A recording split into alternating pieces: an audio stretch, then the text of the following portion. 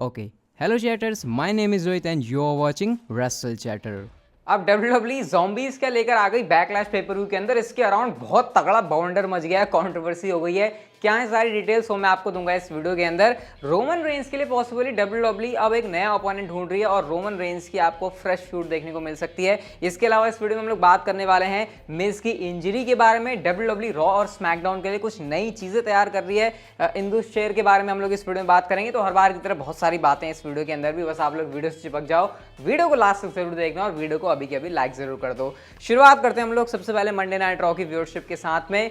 तो व्यूअरशिप का हाल कुछ ऐसा है कि व्यूअरशिप बढ़ गई है, मतलब कैसा रॉ का एपिसोड तो मेरे को बताने की जरूरत नहीं है, क्योंकि लास्ट वीक जो रॉ को व्यूअरशिप मिली थी वो थी 1.820 मिलियन व्यूअर्स। लेकिन इस हफ्ते की बात करें तो ये 1% से भी कम बढ़ी है, लेकिन बढ़ चुकी है 1.823। तो शो बेकार था लेकिन व्यूअरशिप बढ़िया है। तो पता नहीं कैसे कैसे लोग देख रहे हैं रॉ को, लेकिन फिर भी जो भी है यही सारा सीन है। और बाकी रेटिंग्स तो रॉ की ऐसी आनी है जब ऐसा शो होगा। नेक्स्ट स्टोरी की तरफ गाइस हम लोग चलते हैं और ये पूरी ज़ॉम्बीज वाली कंट्रोवर्सी को ही कवर कर लेते हैं। देखो, ये पूरे प्रो रेसलिंग वर्ल्ड को बात बहुत ज़्यादा वियर्ड लगी थी जब से बैकलैश के अंदर ज़ॉम्बीज आए कि ये WWE ने क्या किया है। मतलब ये कोई रेसलिंग शो पर ऐसे ज़ॉम्बीज आ सकते हैं। और फिर क्या हुआ, बटिस्टा की जो मूवी थी नेटफ्लिक्स के ऊपर जो आ रही है उसको प्रमोट करने के लिए, क्योंकि ये ज़ॉम्बीज को बुलाया गया था, तो लोग क्या करने लगे, बटिस्टा को जाकर लोग मैसेज डीएम करने लगे कि भाई देखो हम तुमको पसंद तो करते हैं लेकिन तुमने ये क्या कचरा करवा दिया। तो बटिस्टा ने सिंपली कहा भाई देखो तुम मेरे से क्यों पूछ रहे हो, ये मेरा कोई आइडिया नहीं है, मैंने कोई ऐसा करने के लिए नहीं कहा, मैं तो भैया अभी प्लेन में हूँ, मेरे को तुम कहाँ इसके लिए ब्लेम कर रहे हो। अगर तुम्हें किसी को इसके बारे में बोलना ही है तो तुमको विंस मैकमैन को बोलना चाहिए। मतलब बटिस्टा ने तो क्लियर कर दिया कि भाई मुझे इस मामले में मत घसीटो, मेरा मूवी है लेकिन इस चीज से मेरा कोई लेना देना नहीं है कि WWE इसको कैसे करने वाली है। अब एक चीज और हुई थी AEW का भी जो ब्लड एंड गट्स था, जहां पर काफी ज्यादा मतलब ऐसे स्टफ था जिसकी वजह से WWE के अंदर लोग कह रहे थे कि AEW वाले ऐसी चीजें कर रहे हैं जो कि इस रेसलिंग बिजनेस को 30 साल पीछे लेकर जा रही है। अब क्या हुआ, क्रिस जेरिको ने एक बहुत तगड़ा शॉट लिया इसी वाली चीज के ऊपर। उन्होंने कहा हैं ज़ॉम्बीज तुम लेकर आए, ये चीज जो है एक्चुअल में रेसलिंग को 30 साल पीछे लेकर जा रही है, ना कि जो चीज हमने करी थी। तो क्रिस जेरिको भी मैदान में कूद गए। और गाइस मैं आपको ये बता देता हूं कि ये चीज हुई क्यों है। ये चीज ऐसे हुई थी कि WWE के अंदर किसी एक बंदे ने विंस मैकमैन के सामने आइडिया पिच किया कि एक मैच होगा, उसके अंदर हम लोग ज़ॉम्बीज को लेकर आएंगे, तो वो जो मूवी है उसकी थीम भी मैच हो जाएगी, प्रमोशन भी हो जाएगा और हमको मजा भी आ जाएगा। और ये WWE का एक पब्लिसिटी स्टंट था, क्योंकि उनको पता था कि ऐसा करने से WWE को पूरी तरफ से मतलब ना सिर्फ रेसलिंग फैन बल्कि मेन स्ट्रीम के अंदर अटेंशन मिल सकती है। अटेंशन जरूर मिली लेकिन सबसे बुरे तरीके से, क्योंकि न्यूयॉर्क पोस्ट जो कि एक बहुत बड़ा आप कह सकते हो मीडिया आउटलेट है, उन्होंने कहा कि WWE के one of the saddest things में से एक है जो कि आज तक हुई है। और उन्होंने इसकी तगड़ी करके बेइज्जती मारी है कि WWE के अंदर ये क्या हो रहा है। अब पब्लिसिटी मिलना तो पब्लिसिटी होता ही है, फिर चाहे वो नेगेटिव वे में हो या फिर पॉजिटिव वे में हो, लेकिन डेफिनेटली किसी को भी ये चीज़ पसंद नहीं आई जिस तरीके से ज़ॉम्बीज़ का यूज़ किया गया। और इसकी वजह से कुछ चीज़ें WWE को झेलनी पड़ रही हैं या पता नहीं क्या है, लेकिन भाई काफ़ी कुछ इसके अराउंड हो रहा है। और बटिस्टा को ब्लेम, जेरी को बीच में, फिर मीडिया आउटलेट्स इसको कवर कर रहे हैं जो कि यूजुअली प्रो रेसलिंग के बारे में बात करते नहीं है। तो ये कुछ सीन चल रहा है भाई इसके बारे में। बाकी आपके क्या थॉट्स है ये ज़ॉम्बीज़ के यूज़ करने को लेकर, आप लोग मुझे कमेंट करके जरूर बताना। लेकिन WWE भाई कंट्रोवर्सीज का सिलसिला यहाँ पर कंटिन्यू हमेशा रहता है। नेक्स्ट अपडेट की तरफ गाइस हम लोग चलते हैं और थोड़ा सा आपको खुश हो जाना चाहिए, क्योंकि जैसे मैंने आपको बताया था कि WWE money in the bank pay per view को शायद क्राउड के सामने करवाना चाह रही है। इसी वजह से उन्होंने पहले वो लेकर आ गए हेल इन अ सेल को, और जुलाई में WWE का प्लान है। तो गाइज मैं आपको बता देता हूं कि 16 जुलाई को, जैसे मैंने आपको बताया था, हाँ 16 जुलाई को जो स्मैकडाउन का एपिसोड होगा वहां पर तो हमको पहली बार स्मैकडाउन पर क्राउड देखने को मिलेगा, ऐसा एक्सपेक्टेड है। ये WWE के अंदर इंटरनल टॉक्स हैं और उसके बाद शायद 20 जुलाई को हो सकता है WWE money in the bank pay per view करवा दे। लेकिन गाइज इसके बाद और अच्छी चीज ये है कि WWE रॉ और स्मैकडाउन के लिए नए स्टेज भी के डिजाइन प्लान कर रही है। यानी कि अब क्योंकि क्राउड आएगा तो थंडरडोम के अंदर तो उनको भटकना नहीं है कि भाई सेम चीज हमेशा रखनी है। तो WWE को स्टेज को लेकर भी नया प्लान कर रही है। वेल अच्छा, ये जरूर मैं इसलिए कह रहा हूँ क्योंकि WWE चलो कुछ हाथ पर मारेगी फैंस को अच्छा दिखाने के लिए विजुअली, लेकिन मैं ये भी याद करना चाहूंगा कि रॉ स्मैकडाउन के पहले के स्टेज भी जो थे, मतलब रॉ का वो बड़े से एक स्क्रीन थी और स्मैकडाउन का वो फ्रेम जैसे थे, आपको याद ही होगा, अभी ज़्यादा भी टाइम नहीं बीता हुआ है। तो अगर वो अभी भी आए तो अभी इसको चेंज करने का क्या मतलब है। तो चेंज ना हो, मैं तो कह रहा हूँ वही जो है वो आ जाए, हो सकता है यहाँ पर ये जो नए स्टेज की बात हो रही है वो उन पुराने स्टेज की बात हो रही है, लेकिन क्योंकि दोनों रॉ और स्मैकडाउन को अलग अलग स्टेज मिलेंगे अपने, तो शायद फिर उसको लेकर ये बात हो। तो देखते हैं क्या होता है, लेकिन कुछ ना कुछ तो भाई इंटरेस्टिंग होने वाला है, क्योंकि जब क्राउड वापस आ रहा है तो WWE मेरे को लगता है अपनी जो कमर है वो पूरी तरीके से कसने वाली है।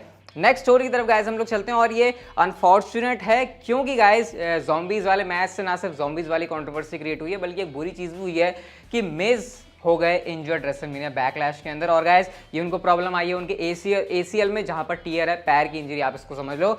और अगर ये मेजर है तो इसकी वजह से मिज को 6 से 9 महीने तक WWE से टाइम ऑफ लेना पड़ सकता है। मैं आपको बताया था मिस WWE के उन कुछ सुपरस्टार्स में से एक हैं जिनको कभी भी अपने करियर में कोई ऐसी मेजर प्रॉब्लम नहीं आई है, बहुत ही कम आई है, और इंजरी की वजह से तो कभी भी उनको टाइम ऑफ लेने की जरूरत पड़ती नहीं है। लेकिन यहाँ पर भाई मिस के साथ जो ऐसा सीन हो गया है, उम्मीद करते हैं कि ये मेजर ना हो, क्योंकि अगर माइनर होगा तो फिर भी आप कह सकते हो 3, 4 या 5 महीने में लौट सकते हैं मिज। अब इंटरेस्टिंग ये भी होगा देखना कि मिज एंड मॉरिसन की टीम है, इतने टाइम से ये साथ में है, तो मॉरिसन अब अगर अकेले compete कर रहे हैं तो WWE उनके साथ क्या करेगी।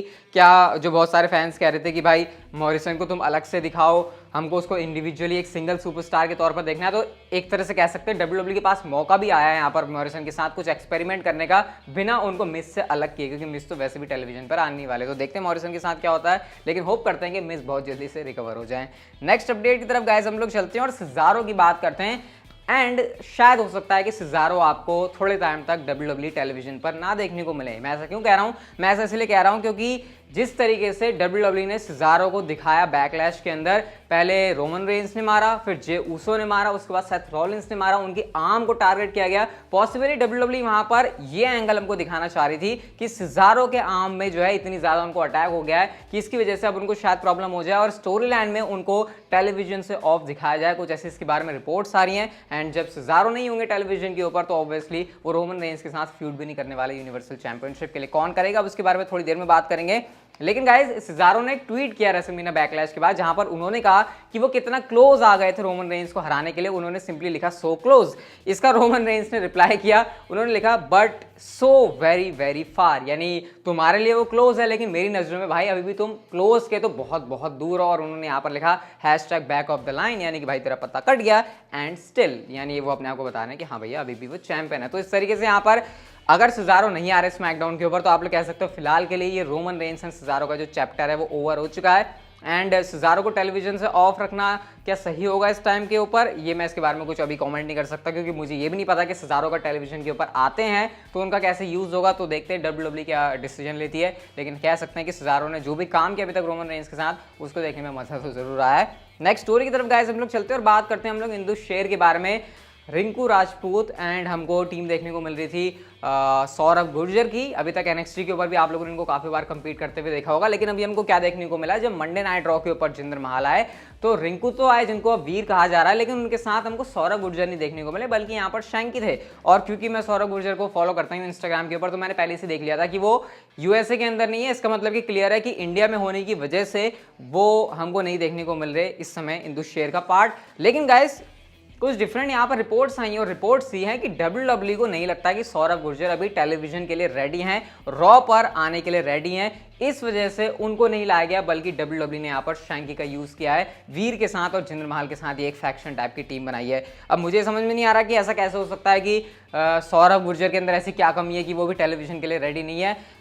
हो सकता है रिपोर्ट यहाँ पर एक गलत हो, मुझे शायद ऐसा लग रहा है कि क्योंकि कोविड की सिचुएशन आपको लग रहा है काफ़ी बुरी हो रही है इस समय इंडिया के अंदर, तो शायद इस वजह से अपनी फैमिली को सपोर्ट करने के लिए, फैमिली के साथ रहने के लिए सौरभ गुर्जर इंडिया आए हैं। हो सकता है इस रिपोर्ट में कोई सच्चाई ना हो, और जब सौरभ गुर्जर वापस से USA आए तो उसके बाद क्या पता हमको जिंदर महल के जो भी 3 बंदों का ग्रुप है वो 4 बंदों का भी देखने को मिल सकता है। तो फिलहाल यहाँ पर कुछ अभी कन्फ्लिक्टिंग आप लोग कह सकते हो रिपोर्ट्स हैं, एक्जैक्टली कुछ पता नहीं है सौरभ गुर्जर के बारे में, बट हाँ ये तो है कि वापस तो उनको आना ही है, और जब वो वापस आएंगे तब बड़ा देखना इंटरेस्टिंग होगा कि जिंदर महल इस फैक्शन के साथ कहाँ तक पहुंचते हैं और क्या उसके बाद इनको जो है अलाइन किया जाता है सौरभ गुर्जर के साथ। लेकिन गाइस हम लोग चलते हैं हमारे नेक्स्ट फाइनल स्टोरी की तरफ और बात करते हैं रोमन रेंस के पॉसिबल नए अपोनेंट के बारे में। अभी तक मैंने आपको सिज़ारो की तो पूरी स्टोरी बता दी कि कैसे सिज़ारो को शायद WWE टेलीविजन से ऑफ रख सकती है। अब वैसे अगली स्मैकडाउन का वेट करना पड़ेगा, लेकिन रिपोर्ट्स यहाँ पर सिज़ारो के बारे में कुछ ऐसी ही आ रही हैं। लेकिन शायद इस बात को रोमन रेंस भी कंफर्म कर रहे हैं। रोमन रेंस ने अपने ट्विटर अकाउंट के ऊपर एक पूरी वीडियो डाली है वैसे ही वर्कआउट करते हुए, ट्रेडमिल के ऊपर वो भाग रहे हैं। और यहाँ पर उन्होंने सिजारो के बारे में मेंशन तो किया, लेकिन साथ साथ उन्होंने जिमी ऊसो भी कहा कि Jimmy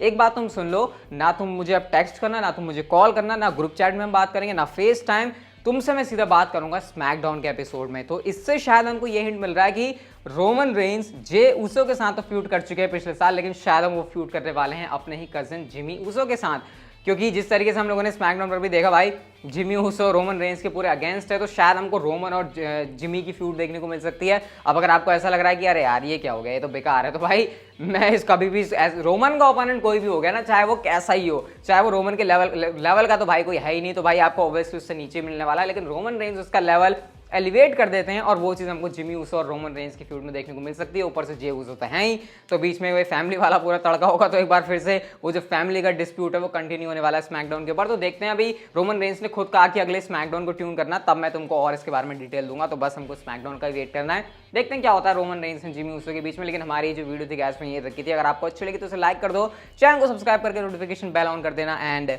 C you guys in my next video.